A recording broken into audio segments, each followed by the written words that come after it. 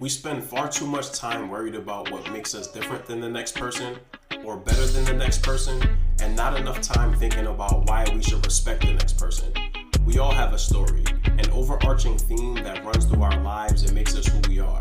The problem is, we think that since each of our stories is different, there's not a lot of perceived value and shared struggle. But we have far more in common than we can imagine, and what motivates one person can certainly help us as well. The Third Lap podcast is about understanding, respecting, and appreciating the struggle that it takes to overcome immeasurable odds in order to reach your destiny. Join me as I interview and bond with some of the most inspiring and incredible people, diving into their why to get a full understanding of their being. Without each other, we have nothing. So let's go on this adventure together and take on the future with open minds and open hearts. Welcome to the Third Lap podcast.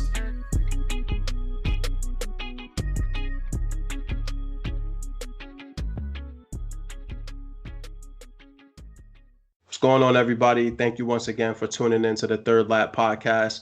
I'm really excited today to connect with the person. I'm always excited to connect with the guest that I have, but today I get a chance to speak to Y'all G's, who is a rapper, entertainer, poet, and TV producer. Get a chance to learn about just his pathway to where he is and some of the things that he's had to overcome to get to where he currently is, and certainly where he sees himself going in the future. And so, y'all, man, what's going on? How's everything going today? Good, man. How you doing, bro? Thanks for having me on, man. Yeah, absolutely. I'm good. You know, like we talked about, just got my eye on this puppy who's over here roaming in the background trying to get himself in no good. I But feel you. yeah, He'll I'm be all right. good. He'll be okay. Yeah, of course, he'll be good.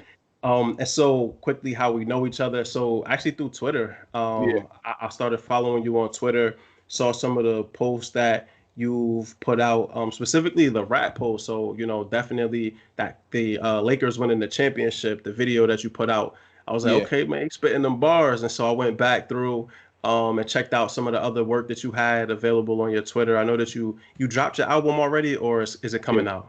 No, I did. I dropped it on October 27th. Okay. 28th. Perfect. And what's the name of the album so people could go check it out? It's called Back to the Basement. It's a rap project. If you're familiar with my projects, most of my projects are pretty conceptual for the most part, but I guess I stayed in that same lane. This is kind of just a rap project that I just kind of wanted people to just hear me rap and kind of like take people back to a time when, you know, it was just you going downstairs, hanging out with your friends, you know what I mean? And I always say, I always spit rhymes for my friends' approval first, you know what I'm saying? So I kind of wanted to go back to that era aspect of rapping. And it's a really fun album. I think people like it. People are just starting to catch up to the bars. It's been out a couple weeks now. So people are just starting to catch up to a lot of the bars, and they're hitting me on the side. So it's been a good look, man. Go check that out if y'all can. Yeah, absolutely, man. And that's how I started. Actually, I started rapping in my homie's basement. He would just throw the beats on and we were just rapping in the safe. So I could definitely relate to that era for sure. It's the Rep Your Hood section. So where you from, man? Where you coming from? So as far as where I'm from, so I was born in Hartford, Connecticut. Ended up moving to Jersey when I was like 3, I guess. So I spent a lot of my childhood in New Jersey between like East Orange, Woodbridge, and like North Brunswick. And then for high school, I ended up going to a boarding school in outside of Philadelphia called Church Farm School. That's in Chester County. So I was there, you know, got a lot of my beginnings and like my impressions of rap came from that era. When I was in Philadelphia, I was listening to a lot of Black Thought. Bahamadia was big at the time. Major Figures was a huge deal at the time. Beanie Siegel, you know, so those are kind of the guys I was rooted in as far as Philly is concerned. But I used to, you know, I loved Redman. I loved Big. You know, I used to listen to Raekwon and Mace and DMX. That whole era was very keen on me as far as I guess my upbringing in rap kind of grew me up a little bit. So yeah, I got into rap a little later. Well, around that time, a lot of my friends had got into rap way before that. But my parents, my dad is not a huge rap fan, and my mom is like a devout Christian. She was totally against, not totally against, but she's against a lot of me listening to it in the house. So I used to try to get bits and pieces here and there. But when I ended up going to boarding school is when I got my first full run. and then graduated high school, ended up going to college upstate New York, outside of Syracuse, a place called Oswego State University. And that's where I started hanging out with a lot of people who were actually from New York City. A lot of cats from the Bronx, a lot of cats from Brooklyn. So I had started getting that influence on as far as my rap skills. Started listening to I wasn't a huge fan, but I was listening to Mobb Deep. I was listening to a lot of Cameron. Who else? AZ, Nas. I'd always listen to Nas, but that's what college is probably when I really started to like dive into Nas. So there's that, and so that's where I started really rapping for real. Doing little radio freestyles and stuff like that, and then doing little talent shows here and there, and ended up getting a job at ESPN out of college. Stopped rapping for about a year or two because I was trying to focus on, career and TV producing, but I ended up being really frustrated with it. So I decided to start rapping again randomly, and put out a mixtape called Entry Level in 2010. Got around ESPN campus that I had done a mixtape or album, whatever you want to call it. It was really good. People really loved it. So then that turned into somebody asking me to do spoken word pieces for the NFL season, and I did one. Everybody loved it at ESPN, and so that ended up turning into a series of them, 5 or 6 of them. And I've been doing that type of content pretty much for TV and digital spaces for upwards of the last 8-9 years. I've worked with Yahoo, I've worked with Bleacher Report, I've worked with ESPN, I've worked with NBA TV, I've worked with TNT for a little bit. So I've done some things within the industry and sports industry as far as just getting my stuff out there. And like I said, I also just do rap music in general as well. So I live in New York now. I live in Harlem. Been here for 7 years now. It's crazy. 7 years I've been in Harlem. It's been probably the biggest. I would say like Philadelphia is probably the most important. But I think being this time in New York has been the biggest influence on my music and my career thus far. So that's where I'm at now. It's where I live in my head. I love it here. It's living in New York City is far different from visiting. I lived in Jersey. I used to come. I had family that lived in Brooklyn, and we used to come. Basically almost every weekend. But there's nothing like living in the city. You can't get that same experience. So it's been really, it's really enlightening, and I've enjoyed it thoroughly.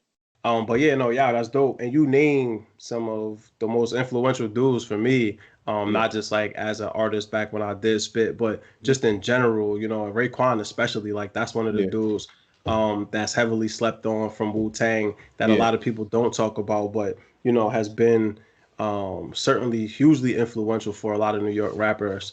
And so yeah, man, that's awesome that you were able to do so many different things and like implement what you cared about, which was rapping and spoken word, into like your actual job, right? Like a lot of folks, they got to work their 9 to 5 for the money, and then side hustle was like their creative aspect. And it's dope that you were able to like infuse those two pieces together. Definitely shout outs to Jersey. You said you was from EO or used to live in EO. Used to live in Essex County. I lived in South Orange, and so shout outs to the Oranges, man. No doubt. And definitely what you said about New York. So my wife and I lived in Queens 4 years, roughly 3 or 4 years. And New York plays such a huge influence on me as a person and as a professional. My family's from Queens, but I grew up in Philly. And living in New York and spending a bunch of time. I used to work in East Harlem, and so I already know how Harlem give it up. I already had a couple people on the show from Uptown. So, definitely shouts out to Uptown too. And so, yeah, man, let's definitely dive into it. You alluded to some of the work that you've already done, and you said that. So your first gig out of college was at ESPN? First gig out of college. It's funny because I actually, so what happened, they have career fairs and stuff like that, and ESPN came through to ask for resumes and stuff like that, and I handed mine in. That was probably like November of that college year, and then it got to like March, and I was like, okay, I'm graduating in 2 months. I need to figure out what I'm going to do. And I had literally been asking, like, has there been any word back from ESPN about these resumes? And it was like, no. And that April, so it was probably about like a month before I graduated, I got an email from a lady at ESPN asking to interview me, and I thought somebody was joking with me. I was looking around thinking somebody's playing a prank because, at this point, with a month to graduate, this type of stuff's not funny anymore. You know what I mean? Like things are starting to get real. But it ended up being an actual interview. Went up to Bristol, interviewed with them, went well, got a job. Probably started working probably like a month and a half after I graduated. So I left. Graduated with college with already a job in hand, which these days it doesn't really happen. So that was pretty dope. But yeah, so that was that. And then like I said, I was rapping all through college. And then when I got to ESPN, it was kind of like I wanted to just kind of focus and just focus on being a professional, um, being a TV guy. But my frustrations with corporate America um, caused me to pivot. I just wanted to start doing something just kind of like to get my mind off things. When you're 22, 23, your first bills are coming, your loans are coming up, you're paying rent, you don't really have any money to save, and you feel like, it's like, what's going on? And also just the frustrations of just being a black man in corporate America. You know what I mean? You don't really realize the kind of things you're dealing with as far as like literally having to work twice as hard to get half as far, you know? So, you're dealing with, obvious, it's not even, back then it wasn't obvious to me, but it was racism and, favoritism and, just scrutiny that I didn't think that I deserved personally. But those kind of things and those stressors pushed me to start rapping again. And so once you made that move at ESPN to start rapping again, and you said that you like somebody heard your album or like heard with the work that you put out, what was that feedback like? Like, how did that feel to have folks that you work with showing you that love? It was a really good feeling, man. It was like, it was really like, it was almost like mind blowing. Like, I remember I was I put the video out probably like a year before I put the album out, and people were really loving the video, and it kind of like pushed me to put like more music out. So I remember like when I was shooting a video and I invited some people from the job to go, or whatever the case may be, and I had told them that my album was coming out that next week, or whatever the case may be, and I was talking to my homegirl, and I was like, yo, everybody's like, I don't know what everybody's so excited for. It's just music. She says, yeah, you know anybody else around here putting out an album? And I was like, no. I kind of, took that for granted, but that kind of put things in perspective for me. And then like when it came out, the love was just overwhelming. Everybody had loved it. I ended up sending the album. This is back in the day when we had inner office. So I had CDs, and I sent one to Scott Van Pelt, just kind of cold, and I just sent him an email, like, because we were all on the same email chain, not chain, but like I have his email on the list I could find. So I just shot him an email and said, yo, my name is such and such. I'm a rapper. I know you like good rap music. I inner officed you a CD. If you want to check it out, let me know. You know what I mean? And this is probably like he had like random conversations with me in the caf before about hoops. So I felt like, you know what, I might just take a shot in the dark and send it to him. And then like 3 days later, he sent me an email back, was like, yo, I love your album, da da da, so on and so forth. And it was cool. So he and I developed a little bit of a rapport and a friendship after that, which was really cool. I love New York as a basketball town. It is a city game. The city loves it. The Garden will be electrified. The Garden's excited. I saw my man Yao here who works there, big Nick fan, who's a rapper, by the way. We're going to get his CD some spins because it's good. And he's like, oh, I'm excited. I'm just excited. I'm like, good, be excited. Do you think you're better now than you were yesterday, appreciably, like in terms of championship? No, but people are excited. So good, be excited. But just recognize that there's still more work to be done here. You're not done working.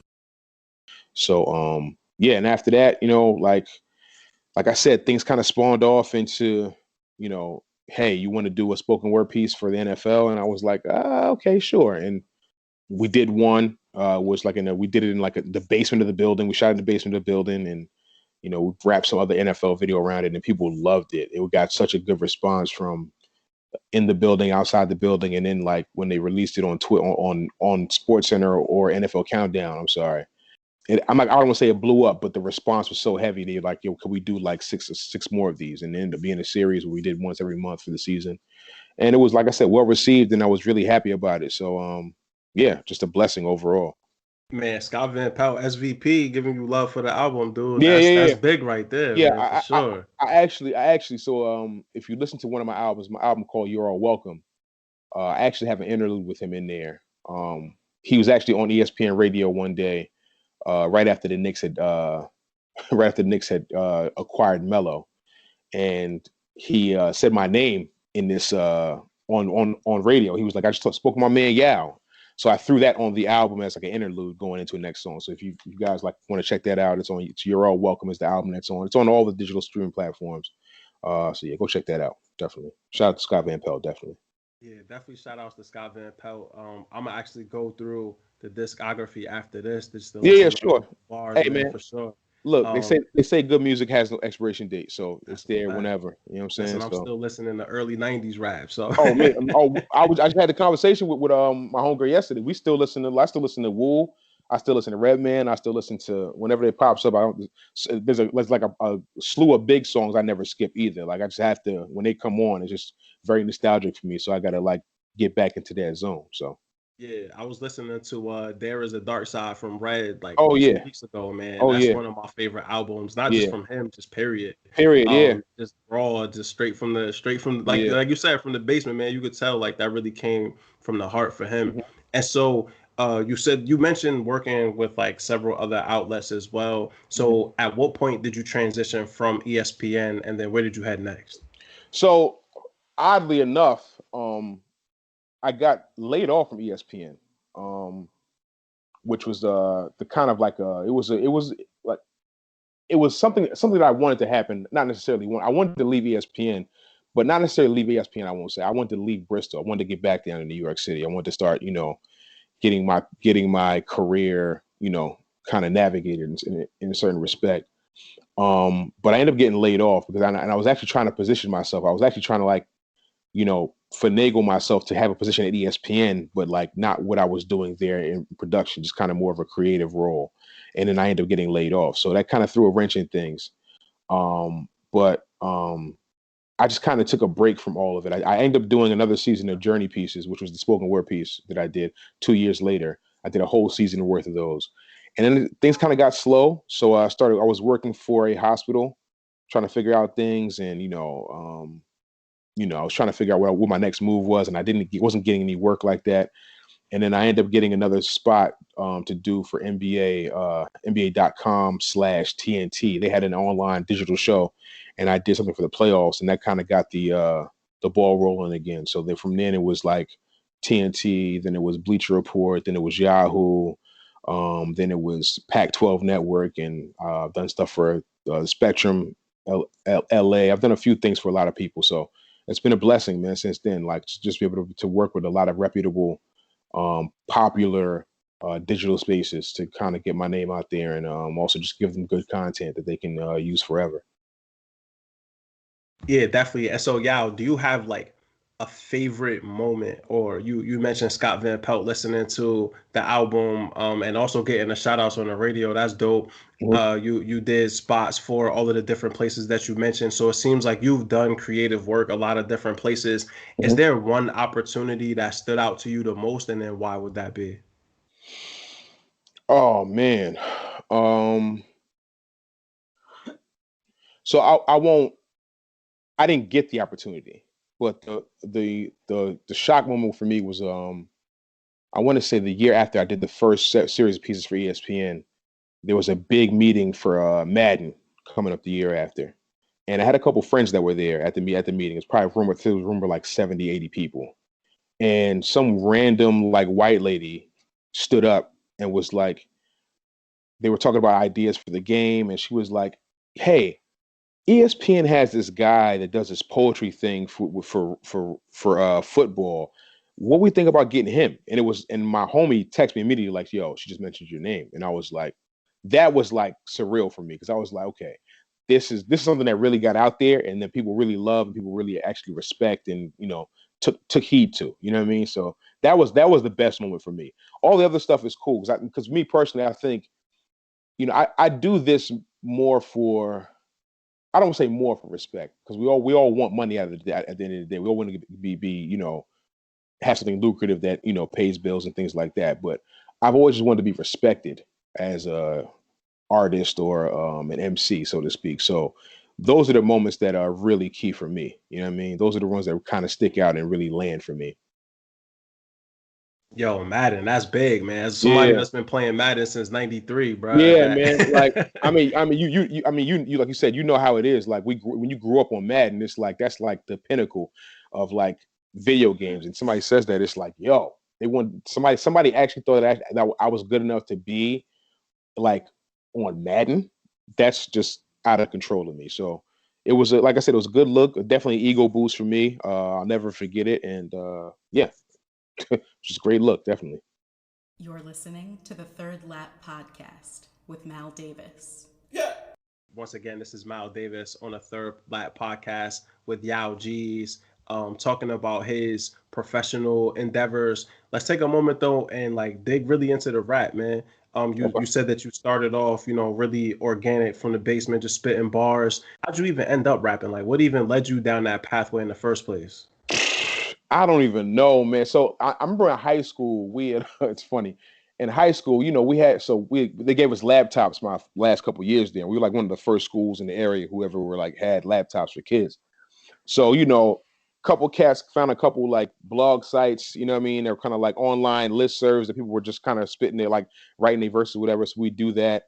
And then we started like, we had to find a recording program on our little recording program. So we should spit acapella verses and send them to each other throughout the campus, like to my boys and all that. But it wasn't anything serious.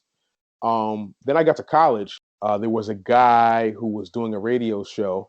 I'll never forget it. Every Thursday night it was a radio show, and he started having cats come up there, spit verses. And after like the second one, I was like, I think I could do that. I could write a verse and go down there and spit it, and I think it'd be dope.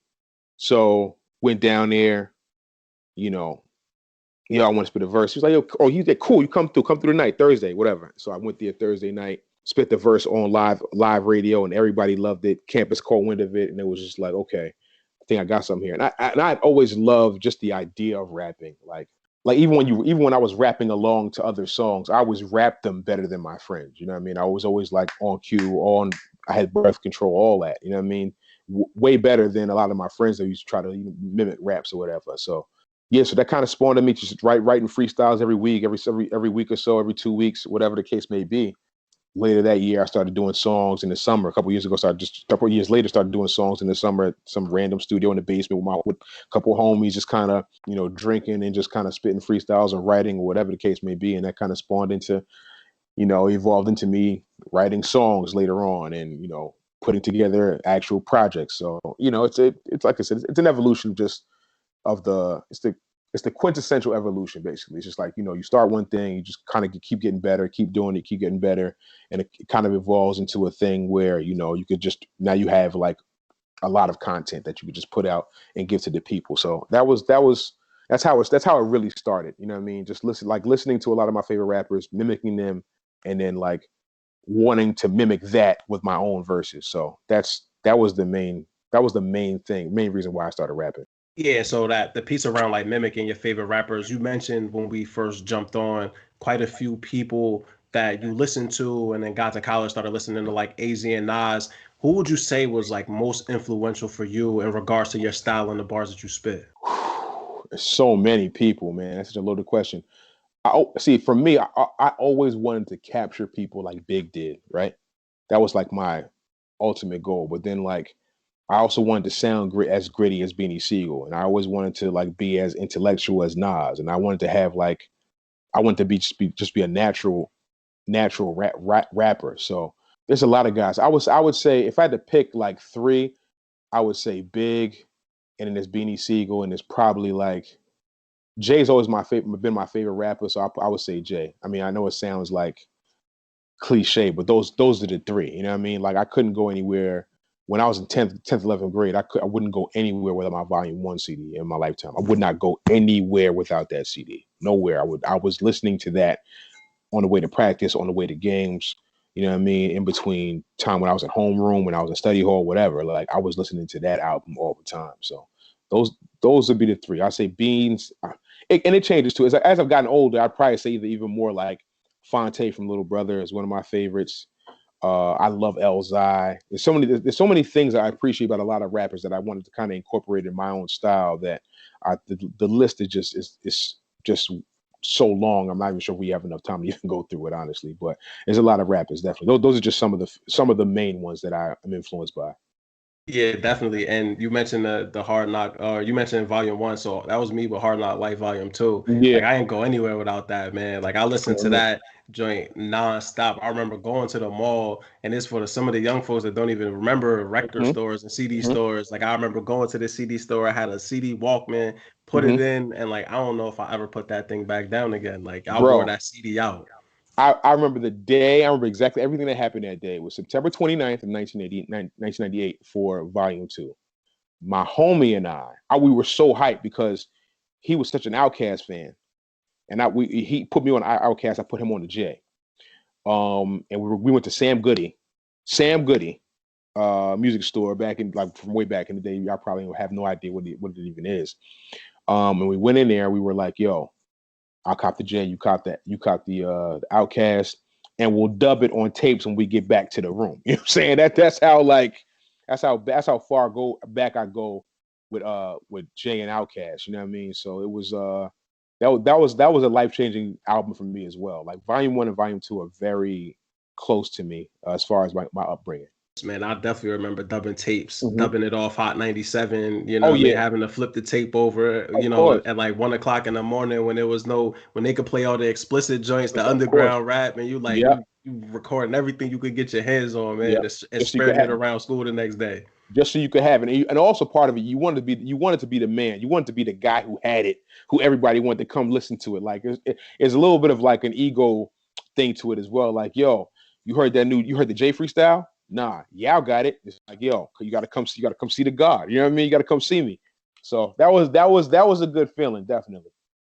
Yeah, for sure. And so I'm looking at your discography now. Mhm. So Hump Day 2014, You're All Welcome 2019, Back to the Basement 2020. When the entry level drop? Entry level actually dropped in 2010. So I put it on DSPs, digital streaming platforms, for the 10-year anniversary on November 5th. So it's on there because the full range. You can hear all the growth from you know from me as a young MC, so to speak, to where I'm at now. It's really even enlightening for me, honestly. So pretty good. I love the cover of entry level, with you sitting there with the tie on, just looking really just disinterested in the corporate Yeah, world. So definitely, folks, check out Yao G's on Spotify. All the albums are up here. Like he said, you could listen to his progression from entry level all the way up to Back to the Basement. Like I said, I'm looking forward to digging into this myself once we get off of here. I'm gonna of course. definitely run through the music, man, and show love. And so with these albums, and this is a loaded question too. I asked quite a few of them, so we'll get That's over it. fine. Yeah, of course, of course. But do you have a favorite out of these? Do one of these stick out to you more than any of the other ones? Oh man, somebody just asked me this question honestly. So here's what I'll say. Um, I had the most fun making Hump Day. I had the most. It was a fun experience. Like, so I had actually taken a week off of work. I came down to Brooklyn.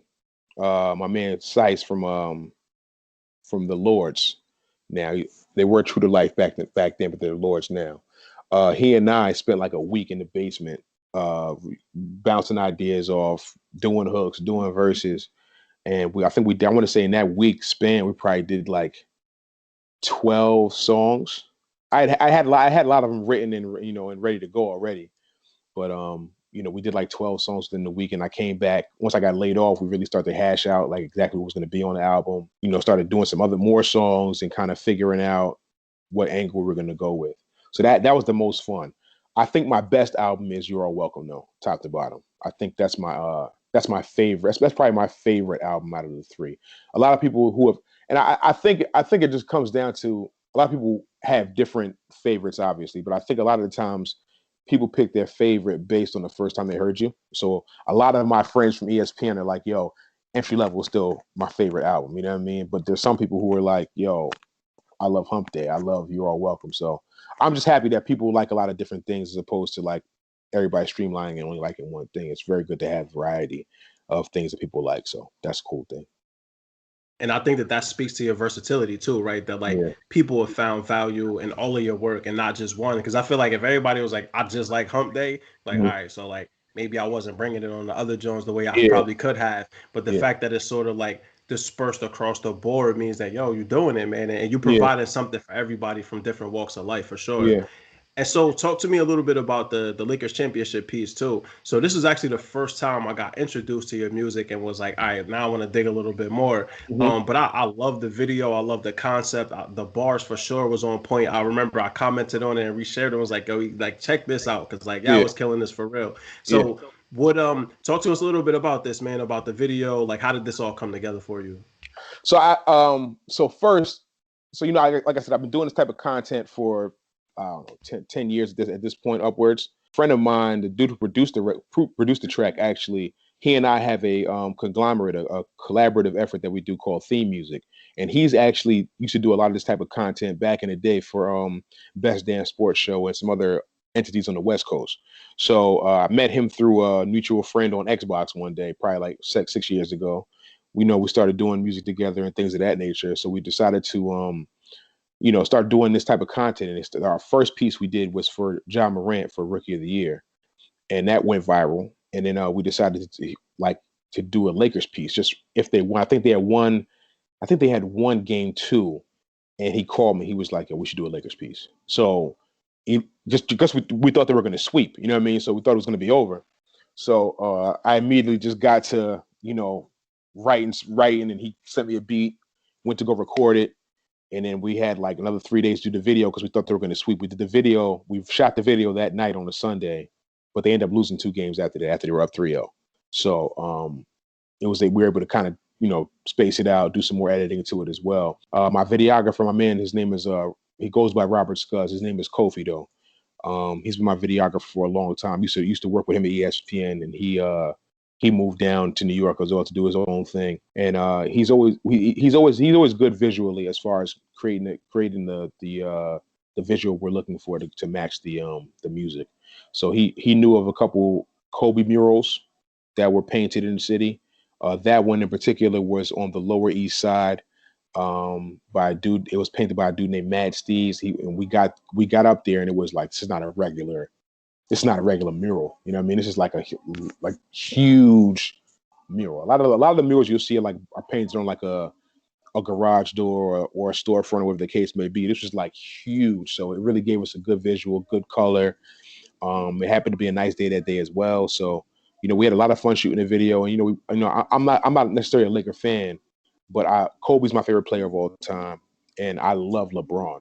So not to say nothing is easy for me to write. I won't say it's easy to write, but it came together quite nicely. You know what I'm saying? So that also went viral because of, Josiah Johnson saw it on Twitter and retweeted it, and it went up. And then Jamel Hill saw it and retweeted it, and it went up. So it was a good look. People liked it, and I don't have any complaints, man. You know what I mean? Like, as long as I put the content out that people like, that's all I can really ask for. Everything else after that is a bonus.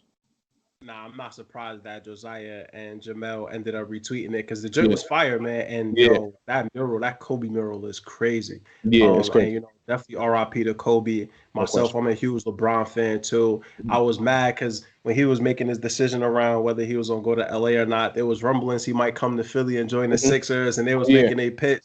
And when he went to LA, I was like, damn. Yeah, he was gonna change the whole franchise, man, for real. It would have been nice to have. Honestly, to have LeBron in Philly, I would have easily driven 2 hours to go see LeBron play anywhere. It would not matter at all. Like, I would definitely do that, no question about it. To have LeBron on the East Coast would have been nice, but he chose LA. And listen, everybody all of a sudden wants to go East because LeBron went West. You know what I'm saying? Like, people know, just to let you know how great LeBron is. That's how great he is. You know what I'm saying? So, big shout to LeBron too.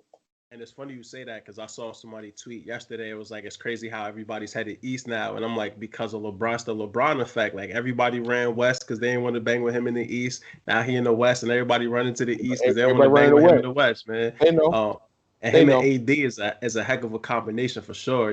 Shouts out to LeBron again for winning that chip. And listen, the opportunities that LA could afford him, Philly never could. So, I got why he did it because he's a business. He is, you know what I mean? Definitely. And so we had a chance to, yeah, we had a chance to talk about like your corporate work and the work that you've done. We got a chance to dig into your creative aspects as well, and like the albums that you've put out and just the music that you've done just across the board since you've started. That John Morant rookie joint was tough too. That's my man. I Mhm. love John Morant, and Yeah, so good that play, was great actually, play. so I was wrong. I saw that one first, and then saw the Lakers championship Hmm. piece. And both of them crazy. And like what really attracted me and what keeps me interested in people's music is the bars, Hmm. right? Like the beats could be dope. Like Jada said, like y'all need the beats for help. We help the beats. You held It's the like, beat. I listen to people and what they say. Hmm. And then like if the beat is dope with it too, okay. But like I've listened to acapella joints because people was just completely killing it. Yeah, And so I can say for sure, yeah, that like you have the bars and clearly have the talent and the passion for it. So that's why I was so excited for us to talk today. of But course. this wouldn't be the Third Lab podcast if we didn't talk about like some of the struggles that you had to overcome to get to where you are, right? And one of the things that I heard you mention was some of like in corporate America facing like as you thought about it later on, some of just the racism that happened. And like you Mhm. don't necessarily have to name like what it was or where it happened, but I would love to just hear about like what if you have to overcome just to even get to where you are and continue to do what you do. Yeah, man. So like sometimes for me, when I used to get like, I don't want to say reprimanded, but I used to get, spoken to about things at the job, whatever the case may be. I was trying desperately not to feel like I was being singled out, or trying desperately not to feel like it was because I was black, because I felt like, I was not trying to use that excuse. I was trying to move past that, what I mean, when in my early 20s, because I was just like, you know what? No, I got to be better. I need to be better. But then when you get older, you start to realize that, a lot of, even now that I'm in a higher position, even my corporate job right now, you start to realize that things are just not on an equal playing field. They just aren't. You know what I mean? Like the same things that Colton can get away with, you know what I mean? Like Raheem can't. That's just how it's built. So I know when I was younger, just little things like, walking in 30 seconds late, you know what I mean, or a minute late, and that kind of raises a red flag. I have a very, and it projects very well, so I'm perceived as the loud black guy, you know what I mean. So the type of stigmas that were put on me. It just was you deal with a lot, you know what I mean. Like even with music, like some of the downfalls I had with that, like I can remember going to talent shows and clearly being the most talented one there. And that's not even trying to big myself up there. Like I can remember performing. I can remember a dude I was competing against telling me like, "Yo, you wrapped this shit up. Like you bodied this shit. There's no way you're losing." I consider myself to be a humble guy, but then like losing to somebody that I know wasn't like even in my class. You know what I'm saying? That type of stuff kind of makes you want to rethink things. You know what I mean? Like I can remember, oh man, I got so many stories. I can remember we went down to Miami to go shoot a music video, and we ended up getting at the time she wasn't, but probably like 4 weeks after the video, she ended up being Joe Button's girlfriend, and ended up being like one of the more Googled women on the net at the time. And we got her in the video for free, just walking in the middle of the street. And it was a video for one of my songs on Entry Level called Mia Moore. And I was like, oh my God, like this might be a way for me to get like 20, 30,000 views on the video, or $100,000 views on the video, because she's going to be in it. And the director lost the footage. I think his hard drive crashed. So yeah, like I've had to deal with that. And it's just like, then you deal with, people making promises that, they can't keep, and people being dishonest, and, everything costs money in this business. You know what I mean? There's just so much you have to, like I said, getting laid off, having to like pivot and figure out how I'm going to be able to do music, or how I'm going to be able to even just like feed myself, or help out around the house with rent, with bills, how that type of thing. You know what I mean? So you but it definitely all makes you stronger. Like that's not cliche. All the stuff that you go through, literally, it prepares you for the next thing. It prepares you to have as to how to react to the next thing. Like you experience is literally the best learner. You can't really put a price on that. So like nowadays when I take my L's, I don't really, I know how to like, I kind of know how to maneuver and pivot away from them if need be. You know what I mean? Because I realized that I wasted a lot of time back in the day dwelling on these things, and I remember the talent show. I was driving back up with my wife, which she was with me in the car, and I was like, "Yo, I don't think I want to do this rap shit at all anymore. Because if it could happen like that, because they were giving away, I think the winner was getting like a free music video shoot, which every independent artist could use, like 8 hours of free studio time, free photo shoot. It was just like a whole bunch of stuff that I desperately needed to try to like get me to not the next step, but at least put things in motion for me. You know what I mean? And it was disheartening at the time, and I was ready to be like, you know what, I'm done. But sometimes your creativity just takes over, and you're like, you know what, I have all this content, all this stuff in my brain. If I don't let somebody hear it or put it down or record it, I can't let it go to waste. You know what I'm saying? I remember when I got another reason why I really continued to rap is right when I graduated college. I went to a barbecue before I ended up going to Connecticut to work. And a friend of mine, his name is Taki. I'll never forget this conversation. We were talking. He was like, "Yo, man," he was working at MTV at the time. MTV, he was doing like video work for MTV. He was like, "Yo, man, you still rapping?" I'm like, "Yeah, but I'm trying about to pivot and move on, to just like trying to focus on my career." He just said, "Yo, man, you should keep rapping, man. Yo, keep writing, because you never know what it's going to lead to." And for whatever reason, that always sticks in my brain is the conversation that kind of was like the transition for me as far as making sure that I was doing my due diligence as an artist, as a creative, you know what I mean, to make sure that I wasn't wasting the content that I was coming up with. You know what I'm saying? So big shout out to Todd Key. He probably doesn't even know or remember that conversation, but that line rings off with me all the time. Keep writing. You never know what it's going to lead to. So here we are. You're listening to the Third Lap Podcast with Mal Davis. Yeah. Nah, definitely shouts out to Taki, man. And it's funny because that's how this podcast started, was like I needed a creative outlet. Like corporate wise, I was doing my job and everything was happening. But as we went through this pandemic, and definitely after the Breonna Taylor and George Floyd protests, I was like, yo, I'm losing my mind. Like I gotta find a way to channel all of this frustration into something positive, because I don't want to just be running through the streets crazy like a madman, right? And so like, let me find a positive outlet for this. And it's and like things that people told me over the years that I've talked to them on this podcast about, and many of them don't even remember it. But it's funny how God talks through them to you, right? To like plant that seed in you right when you need it. So you're like, oh damn, all right, yeah, let me keep writing, yo, because he's right. Like you just never know where it could take me. And you know, had he not told you that, who knows if you even end up here, right? Especially as like that was a pivotal moment for you of should I even still be doing this? And to get that affirmation from him seems as though like it continued to propel you forward into the future, which is dope. And you know, is a great sort of transition into what I want to talk about next here, which is really your motivation. You know, like what motivates you? You've talked on a few things here around like your creativity and just knowing that like this is something that you really care about, and getting those affirmations along the way from people resharing your work and ESPN and Scott Van Pelt digging the work. But like ultimately, what keeps you going, man? When you wake up and you're like, all right, I'm putting out this new album, like what keeps you wanting to do this? So first of all, I wake up and I literally, my wife is here. She's going to hear this for the first time, but she's never heard this before. But I literally scream out when I wake up most times, thankful. You know what I mean? Because you never know. Like I said earlier, I just can't.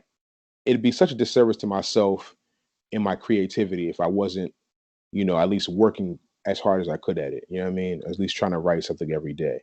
So I think my motivation is just, you know, I'm a big Kobe fan. It's just trying to be my best self every single day when I wake up. You know what I mean? Like, and just to have the respect of my peers means more to me than anything else. And I feel like, you know, everything else will fall into place after that. When you get the respect, when you do it when you start doing things for money, I mean, sometimes it works out for people. More often than not, it doesn't. You know what I mean? If you do it for the actual love of the craft that you're doing, everything else will fall in line and take place. You know what I mean? So like I said, for me earlier, I told you, like the one thing about me, I still rap and I still have my college friends' approval in my mind.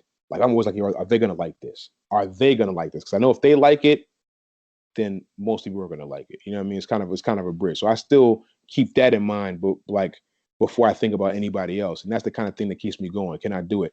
And it's the reactions on people's faces. It's people writing my bars on Twitter. You know what I mean? Like, yo, that's crazy. Those are the type of things that keep me going and let me know that like this is not all in vain. It's worth something. You know what I mean? Yeah. A homie, one of my homies, not one of my homies that has a friend who DM'd me on IG and told me like, yo, I want to let you know I've been in law school. It's my third try at the bar, and I was studying for it. And your album actually helped me get through it. It's just so inspirational, and I felt like your album is the. I kept saying to myself, there's a part on there where Scott Van Pelt says, he says, you're not done working. He says that, and that's the end of the interlude. He's like, I replay that to myself every single day, and it helped me get through. And he got his bar, and now he's not working full time at a law firm as a resident lawyer. So, those are the type of things that I hear what my music does for people, and it keeps me going. Definitely, those are the type of things. And that's the power of music, right? Is that it sits with people in so many different ways, and how you spit it and how they interpret it might not even be the same, right? Like what you were trying to say and like how they heard it. It's like, okay, like it's cool that it resonated with you like that, and I'm glad that motivated you. And it's awesome that you're getting the love that you're getting at this point, man. You absolutely deserve it, because you keep putting the bars together and you keep working. And I was just talking to someone earlier before we jumped on, and I told her the power of networking is like one of the biggest things that you can do. And I had somebody tell me, it's not who you know, but it's who knows you.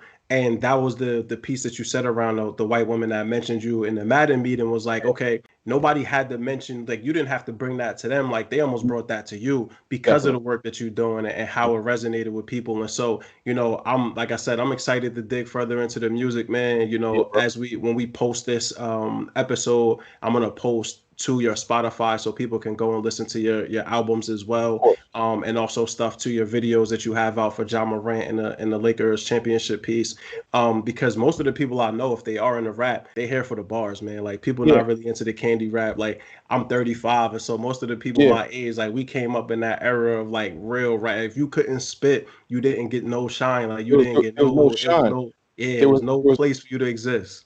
There was no limelight for you. There was no lane for you. I mean, if you wanted to make bubblegum music, fine, but like nobody was gonna be checking for you. And it's different now. I don't hate on that aspect of rap either, because I feel like now that I've been in studios with a lot of younger cats, and now that I've had experience with a lot of younger cats, there's a talent that also that I've gained an appreciation for. But I still come from the school of, yo, give me your best 16 bars. You know what I'm saying? Like, what are you saying in your rounds? Are you gonna make me go, oh, when I hear a bar? That's the thing that's the school of rap that I come from, and it's the school of rap that I'm trying to keep pushing forward through my music. For sure, man. Definitely no hate on the younger rappers. Something that Gucci said years ago that really resonated with me was like, you can't keep hating on these young dudes because this is where the music is headed. And, he mentioned that he became basically the A&R of Atlanta because he had his ear to the streets and he was able to adapt to like that transition in music that was happening. And so, it's been really dope connecting with you today. I would love to. So at this point, is like the motivational thoughts for the people. So like I said, this is really just a chance for you to kind of stamp your message today. 2 to 3 minutes of like, if all a person hears from this episode is this piece right here, what is it that you want them to walk away with? First of all, live your life. Do things that you really want to do and you're really passionate about. There's been times when people my family told me, you know what, you shouldn't be rapping when you're going to grad school, but I realized that stuff doesn't make me happy. You know what I mean? Rapping makes me happy. Making music makes me happy. Creating makes me happy. You know what I mean? And people have their own set of goals set aside for you, but they're not your goals. So make sure you make your goals what they are, and make sure they're true to you and true to who you want to be in the future. And as far as just musically, like if you're into rap music and you're into legitimate lyricism and you have a want to learn from rap music, then I think that you'll enjoy discography and the content that I've put out. Just go check it out. It's all over the digital space, and I just also hope that it inspires anybody to do whatever they want to do. I can remember another conversation I had with my homie. His name is Kev. When I was about 34, 35, thinking about stopping rapping again because I felt like I was getting too old. And my man Kev I was like, yo, I'm about to quit this shit. And Kev was like, yo, what do you mean? And I was like, I'm getting too old. And he says to me, he's like, yo, if you were a piano player at 35, would you quit? And I was like, no. He was like, if you played clarinet, would you quit playing clarinet because you were 35 years old? And I was like, nah. He was like, this is your craft. This is what you do. You should try to do it for as long as possible. Like as long as you're on it, as long as you're capable of doing it, you should do it. And that's another pivotal moment in my life that kind of just allowed me to keep writing raps. Because, there's a stigma on rappers being too old. But now, you know what I mean? Like there are plenty of rappers who are putting out great music in their 40s. So, it's still a young genre of music, but I think there's still a lot we can learn. And I think there's still a lane for adult contemporary hip hop, so to speak. So if you're into any of that, go check out my discography. You can like, share, comment, however you feel about it. And as long as you take something from my music, then my job is done. Yo, and big shout outs to Kev for that one, man. And that's an argument that I had in college when I went to Full Sail, because a lot of the dudes that played drums and played guitar, they was like, yo, rap is not real music. And I was like, all right, the same way I can't play the drums, you can't get on a microphone and spit nothing anybody's trying to listen to, right? And so like this is respect the artistry, man. And so as rappers, I really hope that what you just said resonates with somebody or people that listen to this that are spitting bars, because yo, wow, what he said is so true. Like if you play piano at 35, like you just hitting your stride, like you playing till you get arthritis in your fingers, man. And then you figure out how to keep playing because that's who you are and that's what you do. And so definitely shouts out to Kev, because like that's big motivation. And it sounds like you had and continue to have the right people around you back against it, like that network of people, because you need your folks to support you, man. Like, I'm fortunate to have like my wife, and I'm sure you do too, and like family and friends. But sometimes it's also like you said, that random stranger that don't know much about you, that's like, yo, keep doing what you're doing. Like that one day I was tripping about the podcast. I'm like, man, is this even doing anything? And I'll go on Apple Music and I see a review from somebody I don't even know personally, and it was real love. And I'm like, oh damn, all right, let me keep rocking. And it's just like that. As long as it's out there, somebody's gonna listen to it, and they can feel how they want to feel about it. They can love it, they can hate it, whatever the case may be. But when they love it, like I said, it lets you know that it's not in vain. Somebody's listening, somebody identifies with it, and somebody relates to it. And that's really all you can ask as an artist or as a creative. You know what I mean? All the other stuff will come after, as long as you stay true to it. That's what I truly believe. For sure, man. And so again, y'all, we're getting to the end of the podcast here. Sure. What are some books that you've read or that you're currently reading that have been influential for you? I'm right now, so I'm actually reading the let me grab this right now. Hold on. I'm reading the Prince's last interview. The last interview. So it's not necessarily his last interview, but it's like a group. It's basically just shows his growth in interviews. I'm at a midway point right now where he's just starting to get comfortable in interviews and just starting to get ready to talk. But it's funny how you progress as a young cat, not very talkative, you know what I mean, not very jovial, very very one word answery, and he ends up becoming Prince and just saying things that he wants to stay still in his element, still with a little bit of not necessarily brashness, but like they say that Prince sometimes seems standoffish, but the things that he says on interviews are very powerful. So I'm reading that. I just picked up a Yajiasi book called Transcendent Kingdom. So I'm gonna get to that. It's been so. There's another book that I've read called I keep this on deck as well, the Kobe Bryant Mamba Mentality book as well. But there's another book I've read called Never Ran, Never Will by my man Albert. He wrote a book about I'm into like a lot of like nonfiction books and things of that nature. This is a story about a Pop Warner football team in Brooklyn that's still trying to get over the hump after losing funding and losing players to the streets, so to speak. You know what I mean? So those are probably the three I'd mention right now. Books that have been influential. I can't say there's so. I haven't been a huge reader over the time as far as books are concerned, but what book was I reading? I read like a lot of motivational books when I do read. Like I got a few back there. I couldn't even tell you what I have essentially, but those I do read, and this is the main one I'm reading right now, Prince's Last Interview. So Yeah, that reminds me of a book I bought not too long ago, which was the Speeches of Malcolm X. And it's sort of like the same thing. It's kind of like the progression of Malcolm as a revolutionary from Mhm. sort of like his inception with the Nation of Islam all the way towards the end of like the NOI and him breaking apart and him kind of going on his own. And it's funny, like you said, how you can just see and read the progression of a person as not only they get older, but the things that they interact with, and as their influence grows, how they just become more comfortable in who they are and what they're talking about.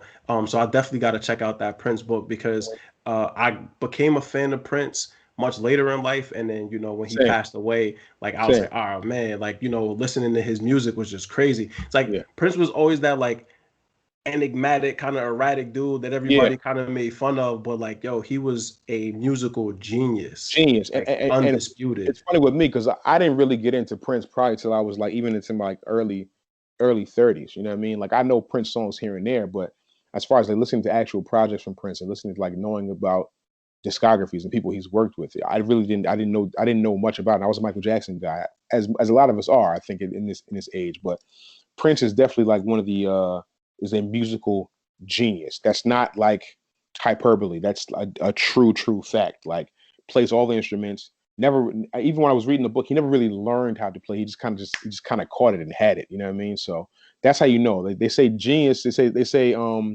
what's the quote? Um, talent can see. Okay, talent can hit a target that nobody can hit, but genius can see a target that nobody can see, and that's what Prince is. So, when you read about Prince and you read about what he's done in studios and how he's come up with music, you'll be truly amazed. Definitely. Yeah, and that's a dope quote. I love that. Hmm. And so, yeah, thank you for sharing the reading list. And I'll post all of the books that you've mentioned on the thirdlabpodcast.com under our reading section so people can check into those books as well. And definitely shoot me over any other material that you feel like could be motivational to people also. And so, as we close out here, where can people find you on social media and where can people find your music? Oh yeah, so I'm Yao G's music. I'm on IG and Twitter. Yao G's is spelled YAWGEEZ music. That's on IG and Twitter. My music is on all digital streaming platforms. That's Tidal, that's Apple Music, that's Spotify, that's Google Music, Amazon. The list goes on. I have 4 albums out there. I've got I got a YouTube page with a lot of my videos there from work that I've done with Yahoo, ESPN, um, Bleacher Report, lot of different content on there. So check me out. Run up the streams, as they say. Like, share, comment, save, because that's the only way the algorithm works. And it'll when you do that, it helps get the word out to other people. And that's all we're really looking to do. We just want to get our content out to as many people as possible. So I appreciate the love. Follow me, I follow back. I'm not one of those guys who doesn't. And holla at me. I just followed you on Instagram, but definitely shout outs to you. I love everything you share on Twitter. And it's not just music, like you talking about life, you talk about a bunch of different things. You reshare things from other folks that you rock with. It's always something informational, informative, educational, always a way to learn. And so I love that part for sure. And so yeah, we made it to the end. Again, I appreciate you, my brother. Any last words that you want to share? Yeah, man. Everybody, like I just try to be. I mean, throughout everything we're going through right now with this pandemic, and hope everybody's able to stay safe, stay motivated, in these tough times. Stay still, be still. That's also key. So I just hope everybody's staying safe and staying still. Hopefully, we'll get out of this soon. And I appreciate everybody's comments and follows going forward. Appreciate y'all. Absolutely. And once again, this is Mal Davis from the Third Lap Podcast, signing out with Yao G's. Each one, teach one. We all learn together. Thank you for tuning into another episode of the Third Lap Podcast. This is your host, Mal Davis. Please visit thethirdlappodcast.com for more information about the podcast, about our guests, and also to see our reading list. You can find us at The Third Lap Podcast on LinkedIn and Facebook, at Third Lap on Twitter and at third_lap_podcast on Instagram. If you know anyone that would be great to be featured on this show, please reach out to our host, Mal Davis. He's always looking for interesting people to learn more about them and to talk about their pathway. Thank you so much again. Have a good one.